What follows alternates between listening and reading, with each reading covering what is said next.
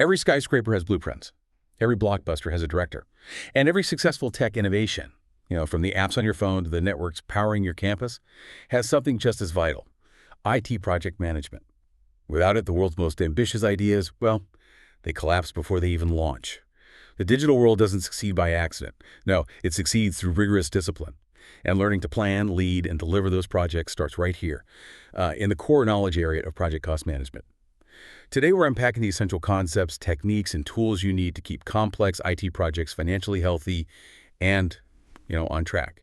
If you are joining us today, maybe especially as a future leader tackling large-scale IT implementation, this deep dive is really crucial. We're trying to go beyond just the textbook definitions here. We're focusing on how to improve the success of information technology projects. I'm really emphasizing the concepts and techniques, the stuff you'll actually apply when you work on your group project. KO1, SO3. Our mission today is really to give you the vocabulary to manage costs. Because, let's face it, cost is often the sharpest point of that project management triangle. Oh, it absolutely is the sharpest point. If scope and schedule are about what gets delivered and when, cost management is, well, it's about survival. It dictates whether the project is viable in the first place, whether it generates value, and ultimately whether it even gets funded. Okay, let's unpack that a bit. Why does cost management tend to be such a massive trouble spot, particularly in the IT world? I mean, sometimes technical project managers might see costs as, secondary, something for the finance department. What's the risk there? The risk is immediate loss of control. It really is. Here's the hard truth for any emerging IT leader. The senior managers, the ones approving and overseeing these complex projects, your CIO, your CEO, the steering committee, they often know far more about financial reporting, cost issues, budgets, than they do about the intricacies of the technology itself.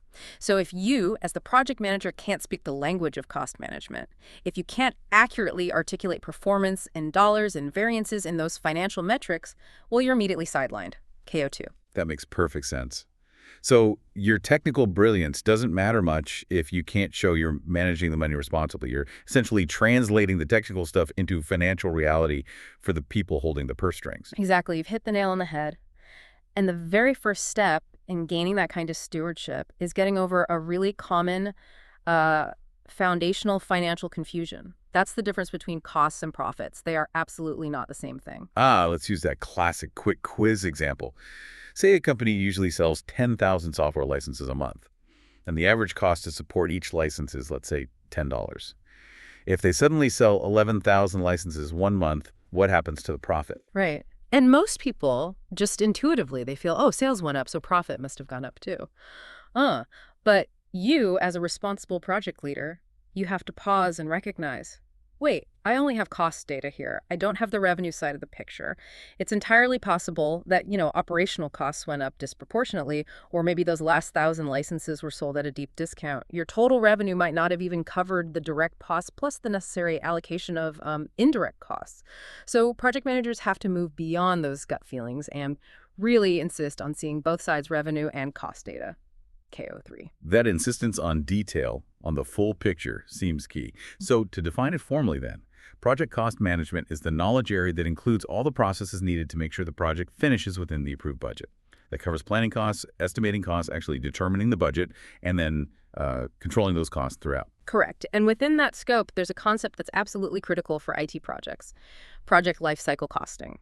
When we're assessing the financial viability of, say, a big new system, like a massive cloud migration or deploying a whole new corporate network, we absolutely cannot just look at the development cost alone. Investment decisions have to be based on the projected total lifecycle costs. Why is that distinction so incredibly vital for IT infrastructure projects specifically? Because in IT, honestly, the development cost is often just the tip of the iceberg. It can be the smallest part of the whole equation. You might spend, say, $5 million building the system, okay? But then you might spend $20 million over the next 8 years just maintaining it, supporting it, paying for licenses, powering it, ignoring those ongoing support and maintenance costs, things like license renewals, annual maintenance contracts, the staff needed to operate it. That's a classic mistake. And it pretty much guarantees catastrophic budget overruns years after the project is officially marked closed. Lifecycle costing shifts the focus from just that initial budget number to the true total cost of ownership. Okay, let's start building the vocabulary we need to speak this language properly. Starting with the basic types of costs and benefits. This feels like foundational knowledge for anyone managing a budget, right? At KO3? Absolutely foundational. We generally categorize them by how directly they relate to the project work. So, direct costs. These are expenses billed exclusively to a specific project work package. Think of wages for consultants working only on this project, specific software licenses bought just for this project, or maybe travel expenses for the development team related to this project. They go straight onto the project's tab, so to speak. Yeah. Then you have indirect costs. These are necessary costs, but they're shared across multiple projects or maybe even the whole organization. Examples: things like quality control overhead, the electricity bill for the data center that hosts multiple systems, or maybe the salary of general security staff who protect lots of different assets. These costs have to be allocated fairly to the project, but they aren't tied to one single specific deliverable within it. Right. And then when we look at the outcomes, the results of the project, we need to quantify the benefits too, not just the costs. Precisely. And here we distinguish between tangible costs or benefits, which are the ones we can easily measure in dollars. A new server costs exactly X dollars. We expect a new e-commerce feature to increase revenue by Y dollars. Quantifiable. Then there are the intangible costs or benefits. These are much trickier. They're the non-monetary impacts. Things like improving the company's brand reputation or enhancing patient data security or maybe reducing employee turnover because the new system is easier to use. You still have to try and assign some kind of value to these, of course, but it's definitely challenging and involves making a lot of assumptions. Speaking of challenges and assumptions, let's tackle how we handle risk financially. Through reserves, right? This seems crucial for separating the known risks from the complete surprises. Yes, reserves are absolutely crucial. They are specific dollar amounts built into our overall estimate, specifically to mitigate cost risk. And it's really important to clearly separate the two main types because they're managed very differently and they mean different things for measuring performance. KO3. First, you have contingency reserves. These are for the known unknowns. What does that mean? Well, these are risks we've actually identified during our risk analysis. We know they might happen. For example, we might identify a risk like, there's a chance our key vendor could deliver 2 weeks late. Yeah. We can partially plan for these. And because they are anticipated, the dollar amount for the contingency reserve is included within the project's cost baseline. If that risk actually materializes, the project manager uses the reserve funds, and performance is still measured against that original baseline that included the reserve.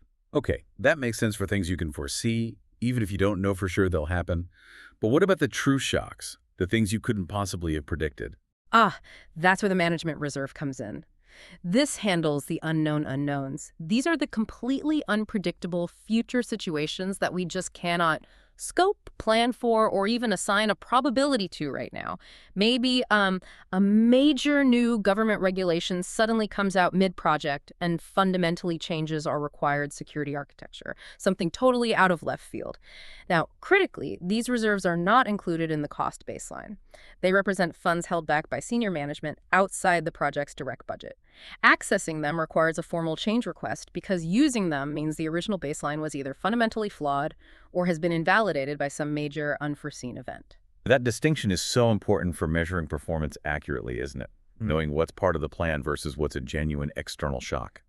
Okay, before we move on to how we actually estimate all these costs, let's quickly touch on that emotional financial trap we kind of alluded to earlier. Sunk costs. That's the money you've already spent. Right. And it's just human nature, isn't it, to look back and say, but we've already poured 6 months and $5 million into this thing. We can't possibly quit now. But from a purely rational financial standpoint, that's the wrong way to think. Sunk costs are history. They're gone. Kaput. When you're making a rational decision about the project's future, should we continue, should we pivot, should we stop, you must only look at the estimated cost to complete versus the expected future benefit. If that analysis shows the future benefit no longer justifies the future costs, you have to have the discipline to ignore the money already spent. It's incredibly tough emotionally, but it's absolutely essential for good leadership. That's a really great transition point, actually. Ignoring the past money spent to focus squarely on planning for the future. And just before we dive into those estimation techniques, a quick reminder to everyone listening. If you're finding this deep dive valuable, please do hit that like or follow button, share it with your study group or maybe some colleagues, and definitely check out the description below for additional resources that tie all of this directly back to your course material and learning objectives, KO1 SO3. Okay, now let's talk about figuring out what those future costs might actually look like. estimation time. Exactly. We move from the history of costs, those sunk costs we just talked about, to looking into the crystal ball for future costs. And that requires estimation. The core idea to grasp here is that cost estimating isn't like a one-time event. It's not something you do once and forget. It's an ongoing process. Your accuracy naturally improves as the project progresses and the scope becomes clearer. We sometimes call this the cost estimation continuum. Okay, let's visualize that continuum. Yeah. So right at the very beginning, when the project is maybe just an idea, like a one-page concept pitch to the steering committee, what kind of accuracy are we talking about? Yeah, at that super early stage, you're dealing with a rough order of magnitude estimate or a ROM estimate. It's prepared, very early on, often based purely on expert judgment, maybe looking at one or two broadly similar projects from the past. And the accuracy range is, well, it's huge, maybe 25% to plus 75% of what the actual cost might turn out to be. It's really only used for that very high-level decision-making, like, is this concept even remotely feasible, or is it obviously way too expensive to even consider further? Wow, so if the initial ROM suggests a project might cost, say, $1 million, we're basically acknowledging it could realistically end up costing anywhere from $750,000 all the way up to $1.75 million. That's a massive swing. It is a huge swing, and that's okay at that stage. Once you have a little more definition, maybe the high-level functional requirements are getting clearer, then you shift towards a budgetary estimate. This type is typically used to actually allocate money into the organization's budget for the upcoming fiscal year. The range narrows considerably here, maybe down to something like native 10% to plus 25%. Okay, better, but still quite a range. So what's a final, most reliable estimate we aim for? That would be the definitive estimate. This comes much later in the planning process when the project scope is nearly fully defined. Maybe the system architecture is largely complete, you have firm commitments or actual bids from vendors for key components. This is the estimate you'd use for creating vendor contracts, establishing that final cost baseline we talked about, and really controlling expenditures moving forward. Its accuracy should be extremely tight by this point, ideally something like negative 5% to plus 10%. What's really interesting here, and crucial, I think, is that the estimate is never just the number itself, is it? You always have to back it up, defend it. Oh, absolutely. That number on its own is almost useless without the basis of estimate BOE report. This document is absolutely critical, especially for auditing purposes and building stakeholder trust. The BOE has to detail all the assumptions you made. What resources did you assume would be available? What specific costs did you explicitly include in your number? What costs did you explicitly exclude, like maybe management reserves or certain organizational overheads? And what's your stated confidence level in this estimate? Without that BOE report, your $5 million estimate is just kind of a guess floating in the air. With the BOE, it becomes a defensible managerial position, KO3. Got it. Okay, let's dive into the major techniques people actually use to generate these numbers across that continuum. How about we start with the high-level approach, the one often used for those early ROM estimates, analogous estimating, sometimes called top-down. Sure. Analogous estimating is essentially scaling from a past project. You take the actual total cost of a previous similar project and you adjust it based on perceived differences in size, complexity, or maybe risk factors of the new one. The big advantage is it requires very little detailed data, so it's relatively fast and inexpensive to do. For instance, if you built a custom API for the sales team last year and it costs $200,000, and this year's marketing API seems, in your judgment, about 20% more complex, you might estimate $240,000 using analogous. Right, but the key weakness there, as we saw with that huge ROM range, seems to be subjectivity, doesn't it? It relies entirely on the expert's judgment call about how similar the projects truly are. That's the main drawback. If the new project has some hidden complexities, maybe it needs to integrate with a really old legacy system that the previous project didn't have to touch, then your subjective adjustment of plus 20% might be wildly inaccurate. So it's quick, yes, but the accuracy is definitely suspect unless the projects are almost identical. Okay, so that's the quick and, let's say, less precise method. Now let's flip completely to the other end of the spectrum, the technique that usually yields the most accuracy. Bottom-up estimating, or analytical estimating. You called this the gold standard for precision. Yeah, bottom-up is all about granular detail. Painstaking detail sometimes. You take your project deliverable and, using your work breakdown structure, WBS, you decompose it down to the lowest practical level, the individual work packages, or even specific tasks. Then you estimate the resources needed, labor hours, materials, hardware costs, software licenses for each of those individual pieces. And finally, you sum all those little estimates up to get the grand total for the project. Wow, that sounds like it requires a huge amount of upfront planning and commitment. but the payoff is in the reliability of the final number. Exactly right. It is generally the most accurate method because it forces you to think about and often get quotes for specific resources and vendor items. It's also easily auditable because each part of the estimate is tied directly to a specific deliverable in the WBS. However, as you pointed out, it's slow, it can be quite laborious, and, crucially, if your scope is still very fluid, if you don't have a pretty detailed design nailed down, you just can't effectively use bottom-up yet. It's best suited for situations where the work is well-defined, like in production environments or maybe for fixed-price contracts. KO3. Okay, so we have top-down, fast, less accurate, and bottom-up, slow, very accurate. Is there something in between, something that offers maybe a blend of speed and objectivity? You mentioned parametric estimating. That sounds like it might be really useful for large, repeatable IT rollouts. It often is, yes. Parametric estimating works by using specific project characteristics, we call them parameters, in a mathematical model to predict costs. Think about a company that does a lot of standardized cloud server migrations. They might develop a model based on historical data that says, okay, the cost per server migrated is typically $6, maybe based on server complexity or size. Or in software development, you might hear the cost per function point is U dollars, or even cost per line of code, though that's less common now. You use historical data to build the model, and then you just plug in the parameters of your new project. Ah, I see. So if we know from our plan we need to migrate, say, 50 servers of a certain type, and our historical model tells us it costs about $1,500 per server of that type, boom, we get a quick, objective estimate of $75,000 for that chunk of work. Exactly. It's objective because it's based on data and a model, not just judgment. It encourages discipline in data collection. And once the model is built, it can be reasonably fast to apply. It's often ideal for things like infrastructure upgrades, large standardized software deployments, or even doing quick design-to-cost trade studies early on. The major drawback, of course, is that you need good, reliable, normalized historical data to build a trustworthy model in the first place. And it completely falls apart if you're building something truly novel or highly creative that just doesn't fit the established parameters of your model. KO2. That makes sense. You need comparable past data. Okay, one more key technique, and this one feels vital for dealing with the inherent uncertainty in projects. Three-point estimating. This sounds like it's based on the old PEERT technique and formally brings risk into the estimate itself. Yes, three-point estimating is definitely the risk manager's friend in the estimation world. Instead of just asking your estimator for one single number for a task or work package, you ask them for three scenarios. You ask for the optimistic estimate, let's call it O, which is the absolute best case scenario. Then the pessimistic estimate, P, the absolute worst case scenario, assuming everything goes wrong. And finally, the most likely estimate, M, which is their realistic assessment of what it will probably take, KO3.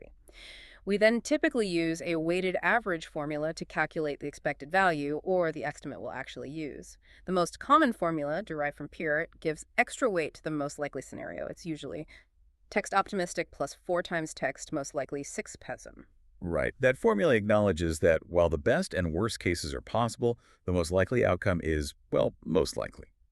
But the extremes still pull the final average towards a more realistic range, considering potential risk and opportunity. Precisely. It tends to vastly improve the overall accuracy compared to single-point estimates because you are formally factoring uncertainty and risk into the estimate itself from the start.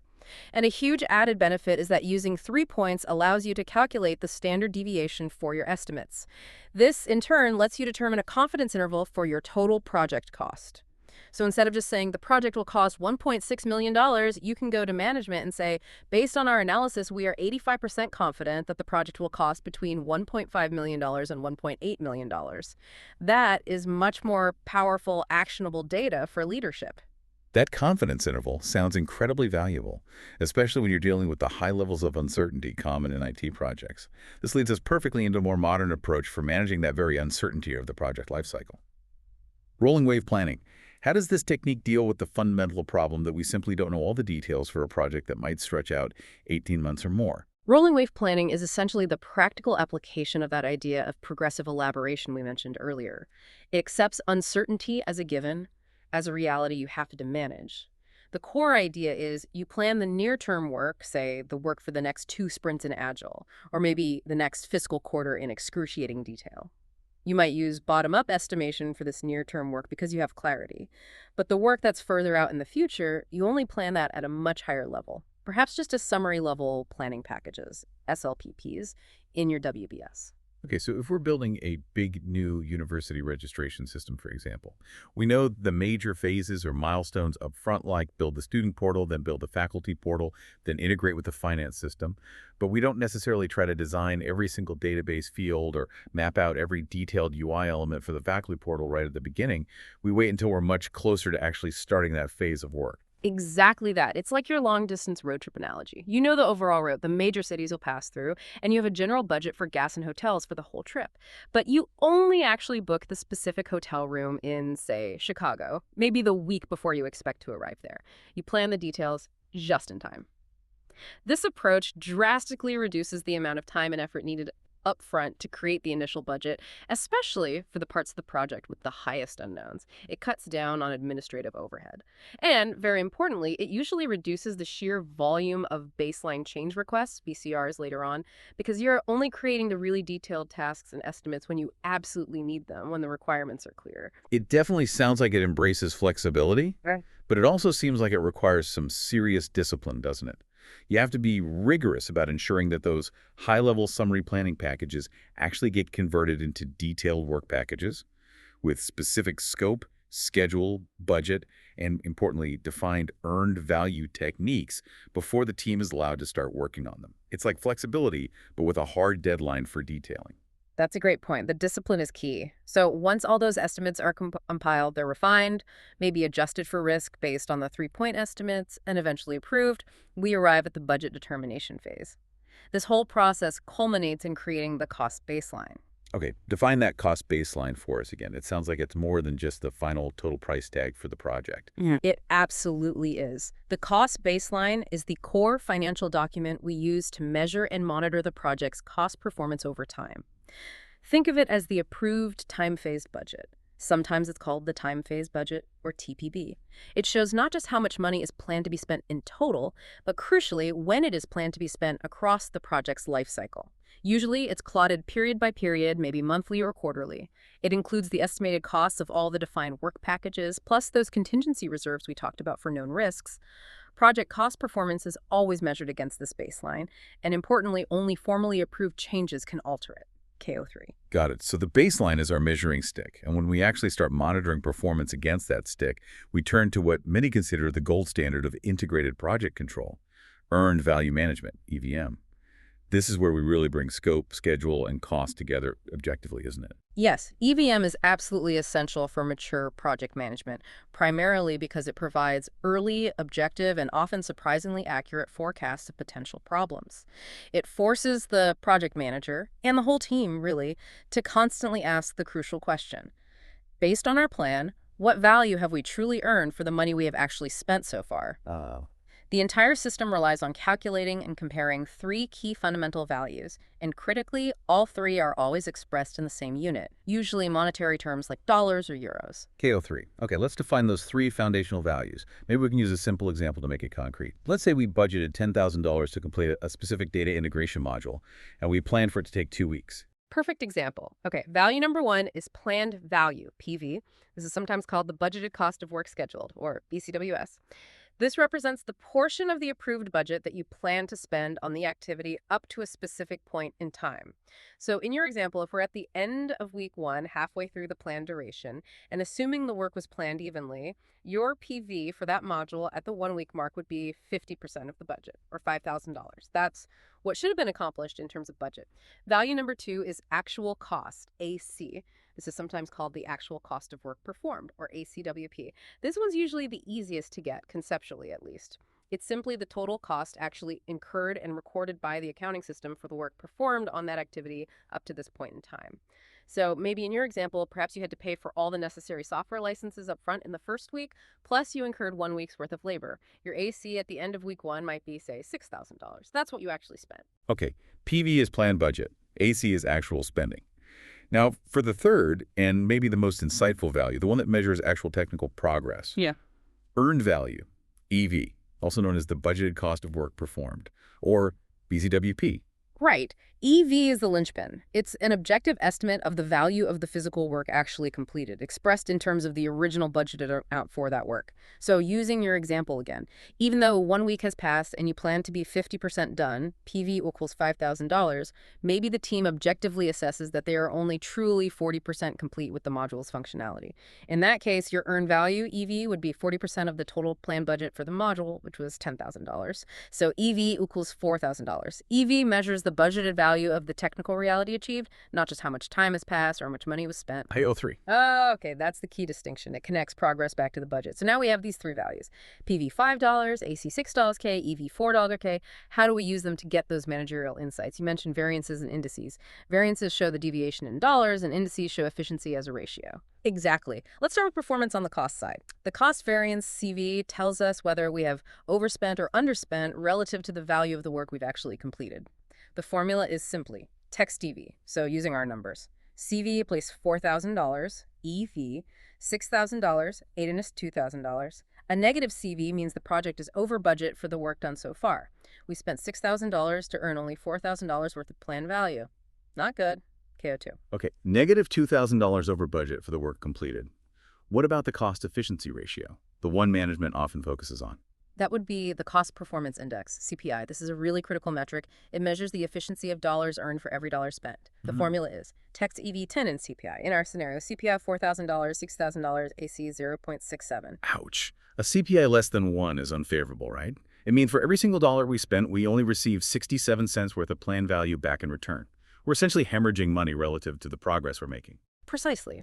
CPI 1 is bad news on the cost front. Now let's look at the schedule side, using the same EVM values. The schedule variance, SV, tells us if we are ahead or behind schedule in dollar terms compared to what we plan to accomplish by this point. The formula is text EV, text B. In our scenario, SV $4,000, $5,000, PV and ESA $1,000. A negative SV means the project is behind schedule. We earned $1,000 less value than we had planned to earn by the end of week 1. KO2. Behind schedule by $1,000 worth of work. And the corresponding efficiency ratio for schedule is this Schedule Performance Index, SPI, I assume. Correct. Text PR, SPI. For our scenario, SPI $4,000, EV $5,000, PV 0.80. Similar to CPI, an SPI less than 1 means you're progressing slower than planned. We're only accomplishing 80% of the work we plan to accomplish in the time elapsed. Okay, this is where the real power of EVM starts to shine, isn't it? And where maybe more conventional management approaches can get tripped up. Let's think about the logic from those case study examples we often review. Imagine a project manager proudly reporting that they are under budget simply because their actual cost, AC, is currently lower than their planned value. Yes, that's a very common early pitfall, a classic mistake. Looking only at AC versus PV, if AC is lower, the surface level seems positive, right? Hey, we haven't spent as much as we planned to spend. But once you introduce earned value EV into the calculation, you often uncover a much more worrying truth. What if that same manager, while reporting ACPV, also calculates their indices and finds they have a CPI of, say, 1.1, which looks good, favorable cost efficiency, but their SPI is only 0.7, which is bad, unfavorable schedule efficiency? What's the real story there? KO2. Ah, okay. It means they are technically spending money efficiently on the work they have done, CPI 1. But the only reason they look under budget overall, ACPV, is because they haven't actually done enough work yet. They haven't completed enough tasks to spend the full amount that was planned. The money was saved simply through a lack of activity or progress. The schedule lag, SPI 1, is the real danger, and it's masking what could easily become a runaway cost problem later if they have to crash the schedule or add resources to catch up. You've got it exactly. EVM cuts through that superficial view, and this leads us directly to forecasting the final outcome, which is arguably the most valuable contribution of EVM for senior management. We use these current performance indices to project the future. Okay, forecasting. First, there's the estimate to complete, ETC. That's the projection of how much more money we think we'll need to spend to finish all the remaining work on the project. And we often base this on our current performance, right, assuming things won't magically get better. Yeah, that's the typical assumption for a realistic forecast, yes. We assume the team will continue performing at roughly the same cost efficiency CPI they've demonstrated so far. So a common formula for ETC based on past performance is text EV, text CPI, where BAC is the original total budget at completion. This gives the manager a data-driven, often non-optimistic view of the remaining funds needed to get to the finish line. All right, and then the big number everyone wants to know. The estimate of completion, EEC. This is the manager's projection of what the total cost of the project will likely be when it's finally all done, considering the performance to date. Exactly. The most straightforward calculation is just adding the money already spent, AC, to the estimate of future spending, ETC. So, text EDTC. Alternatively, if you assume that the poor or good cost performance experience so far is indicative of how the entire project budget will be impacted, you can use a simpler formula. Text TPI. Let's look at a concrete example, maybe drawing from the logic of example 3 in the materials. Imagine a project has an original total budget, the BAC, set at $51,500, but maybe the first major status report reviews a truly disastrous CPI of only 0.62 early on. Wow, a CPI of 0.62. That means they're effectively losing 38 cents on every single dollar they spend. That's catastrophic performance right out of the gate. It is, and that objectively calculated CPI immediately allows us to forecast a massive projected cost overrun using the EAC formula. Plugging that CPI into text CPI, we might find the forecasted final cost jumps from the planned $51,500 to something like $83,381. That's a projected overrun of over $30,000. Now, that objective forecast, based purely on the EVM data, doesn't rely on guesswork or hope. It immediately triggers serious management review. It might necessitate accessing those management reserves we discussed, and it absolutely demands immediate, significant corrective action plans. EVM forces leadership to confront that potential financial reality right away, not 6 months down the line when the money's already gone and it's too late. KO2. That's the real power then. It replaces hope and guesswork with data-driven forecasting. It prevents sticking your head in the sand. Okay, one last key metric in this family, the To Complete Performance Index, TCPI. You mentioned this is more of a goal-setting or reality check metric. Exactly. TCPI measures the future cost efficiency that the project team must achieve on all the remaining work in order to hit a specific financial target. That target could be the original BAC, or could be a newly approved revised EAC if an overrun has already been accepted. Let's say your project's current CPI is a sluggish 0.8. But when you calculate the TCPI required to meet the original BAC, you find it something like 1.2. That calculation gives you a very cold, hard dose of reality. It tells you immediately that continuing with your current processes and efficiency, 0.8, is completely insufficient. You must somehow drastically improve your future cost performance to achieve an efficiency of 1.2 just to break even on the original budget. TCPI clearly defines the required performance improvement target needed moving forward. It answers the question, how well do we have to perform from now on? Okay, this EVM framework is clearly robust, very powerful for traditional projects. But it was largely born out of big, fixed-scope, predictive projects, think large defense contracts, major construction. How do we reconcile its inherent rigor and emphasis on a stable baseline with modern, adaptive IT environments? Things like Scrum, Kanban, or other Agile methodologies where change is expected and welcomed. The core philosophies seem to clash quite fundamentally sometimes. Oh, they absolutely can clash. There's a fundamental tension there. The traditional EVM mindset, as you said, really grew out of environments that encouraged or even required what we often call big design up front, or BDUF. It assumes the solution is relatively fixed early on, and it measures success primarily by adherence to a stable performance measurement baseline, PMB, that's set at the beginning. The Agile mindset, on the other hand, operates on the principle that our knowledge evolves throughout the project. It assumes cost and schedule are relatively fixed within short time boxes, like sprints or program increments, but the solution itself is expected to evolve based on continuous feedback and learning. Agile embraces techniques like rolling wave planning very aggressively, so the conflict is often. Traditional EVM thinking wants a detailed plan for the entire 18-month project up front, while Agile thinking says, we don't know enough right now to accurately plan in detail beyond the next, say, 3 months. SO2. And one of the most common practical disconnects, the place where this friction really shows up, is often around estimation units, isn't it? Agile teams frequently use unitless estimates, like story points or maybe t-shirt sizes, SML, which are focused on relative size and complexity for team planning. But EVM absolutely demands unit-based estimates, hours or dollars, to perform those PVAC and EV calculations we just discussed. How do organizations avoid forcing some kind of complex, maybe even meaningless, conversion between these two worlds? Yeah, trying to force a detailed, universal conversion like saying one story point always equals exactly 8.3 hours or $520 across all teams and contexts, that usually undermines the integrity of both systems. The Agile estimation loses its speed, its relativity, and its team-centric value. And the EVM conversion just becomes arbitrary and often inaccurate, leading to garbage in, garbage out for the EVM metrics. So what's the pragmatic solution then, especially for larger organizations that might be running Agile programs but are still subject to EVM governance requirements, maybe from finance or government contracts? Well, the recommended approach usually involves compartmentalization. You essentially allow the different systems to coexist and serve their primary purpose.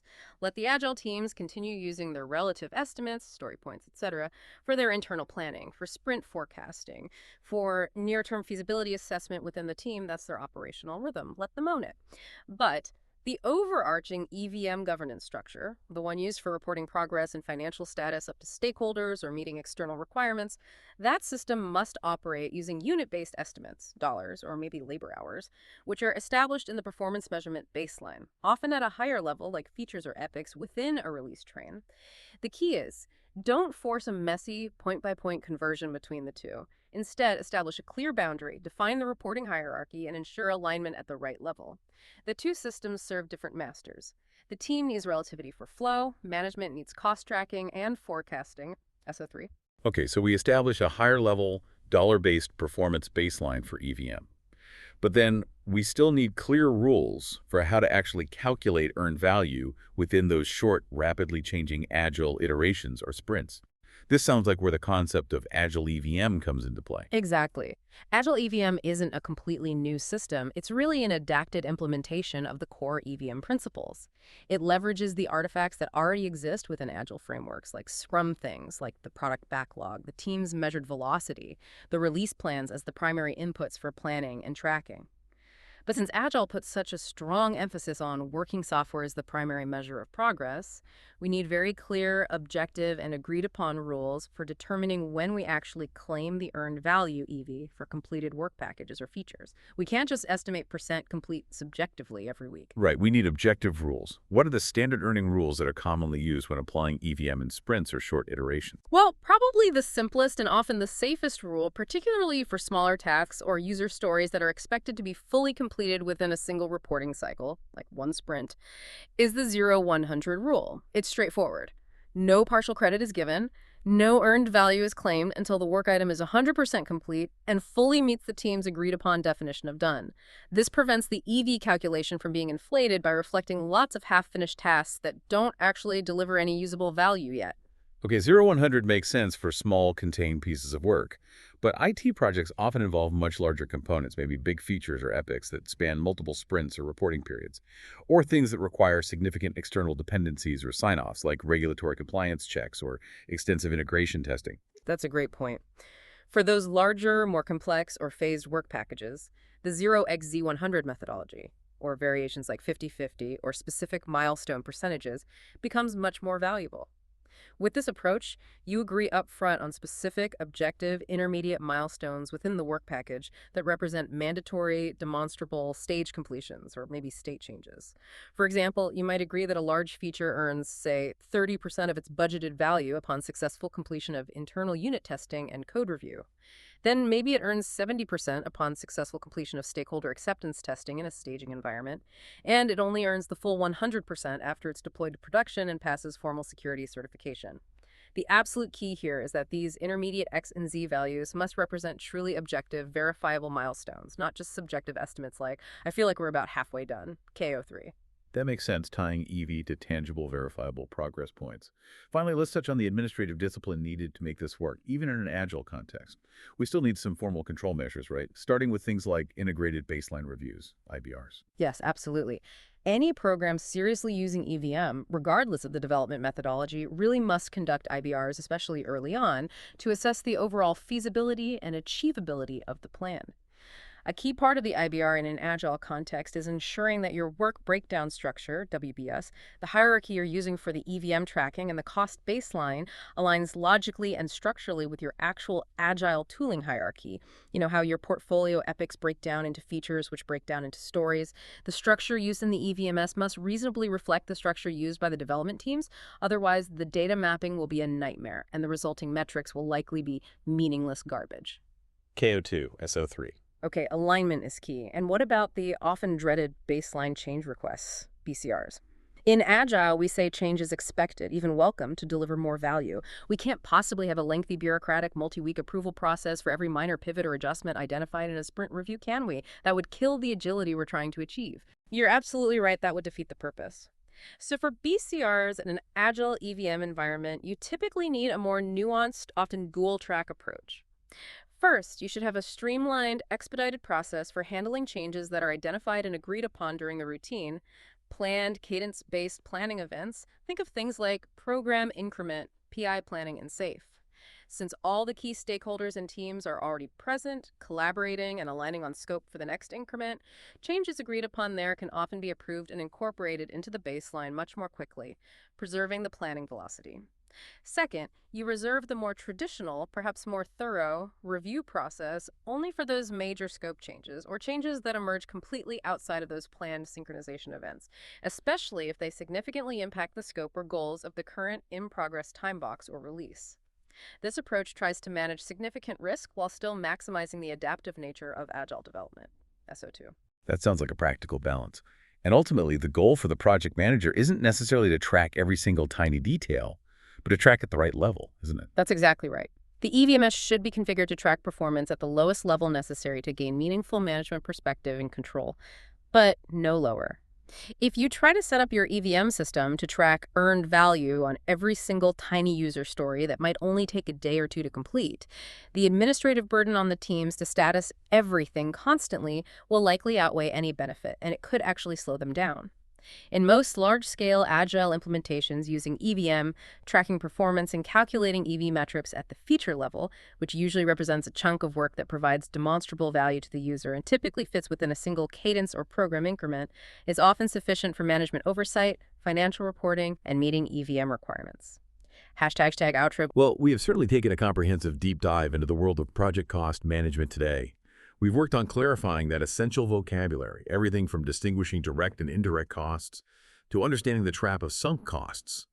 We explored the strategic power of different estimation techniques across that continuum of accuracy, from the quick, high-level analogous method to the detailed precision of bottom-up. And crucially, we really analyzed the sophisticated forecasting ability that earned value management brings to the table, didn't we? Translating what can seem like dry math, PV, EV, AC, into really critical managerial insights through metrics like CPI and SPI. We really did. And I think we've shown that mastering cost control in today's world requires both that kind of predictive rigor, understanding the numbers, and strategic agility, especially when you're trying to integrate established systems like EVM into more adaptive, agile environments. Ultimately, this knowledge, this ability to manage costs effectively is what enables you as a developing leader to move past just being a technical coordinator and really step into the role of a true financial steward and a strategic partner in the organization. Remember that analogy we started with? Skyscrapers needing blueprints and blockbusters needing directors. Well, these discipline methods we've discussed today, understanding PV, EV, AC, calculating CPI, SPI, forecasting EAC, these are truly the financial blueprints for success in the digital age. Without this knowledge, without this discipline, even the most ambitious IT projects risk just being great ideas that eventually collapse under the unforeseen weight of uncontrolled costs. If you found this deep dive useful today, please do take a moment to hit subscribe or follow wherever you're listening. Share this discussion with your study group, maybe with some colleagues who might benefit. And please do check the description below for links to resources that tie directly back to your course material and can help with your professional development. And as we close out, we'd like to leave you with a reflective question to ponder. If every single IT project across the globe suddenly failed tomorrow morning, what part of your world, your work, your safety, perhaps even just your daily connections, what part would come crashing down first? Behind every app launch you use, every online order you place, and every digital innovation that shapes our lives, there is IT project management working, sometimes invisibly, to make it all possible. Until next time, keep exploring this fascinating world where ideas become projects, and where those projects genuinely shape our future.